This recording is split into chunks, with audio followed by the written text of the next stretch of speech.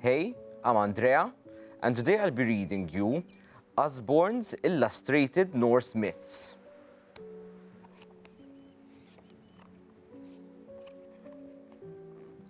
Ymir and the Gods. Ymir was colossal. When he took his first step, his leg reached all the way across the great gap into Muspelheim, the realm of fire. He screamed in pain as his toes began to melt and hurled himself back into Niflheim, realm of ice. But it was too late. Great globs of water dripped down from his feet and fell to the ground. There, they formed into a race of smaller giants, giants of frost and giants of stone. As Ymir began to carve himself new toes for himself, a gush of fiery wind blew past him, scorching yet more of the land of ice.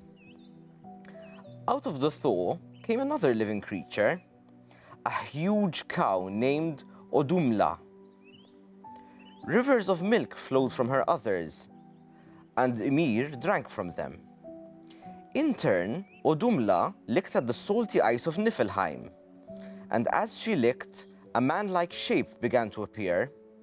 First his hair, then his head, and by the third day, she had licked him free from the ice. She named him Buri. He was big and strong and beautiful. "What kind of creature are you?" Ymir asked, peering down at him. He poked Buri with the tip of his finger and shuddered.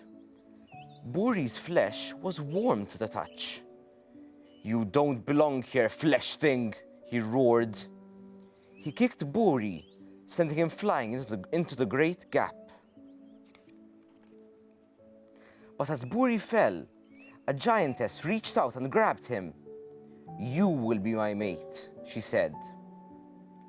Buri and the giantess had a son, Bor. In turn, Bor married and had 3 sons, Odin, Vili, and Vi. "You are the first gods," declared Bor, "and will be known as the Aesir. One day, you will rule this realm and all others." As time passed, Odin and his brothers grew to hate Ymir and his big, unruly, brutal gang of giants. Eventually, they attacked Ymir and killed him before throwing his body into the great gap. Icy blood gushed out of Ymir's wounds, drowning the race of giants. Only 2 escaped in a wooden boat, riding the rivers of blood. Odin, Vili, and Ve began to make the world from Ymir's remains. His bones and teeth became mountains and rocks, and his body became the earth. From Ymir's blood, they made inland lakes and vast rocking sea, which they ringed around the world. How do you think they made the first human beings? Do you think the mountains and rocks look like teeth and bones?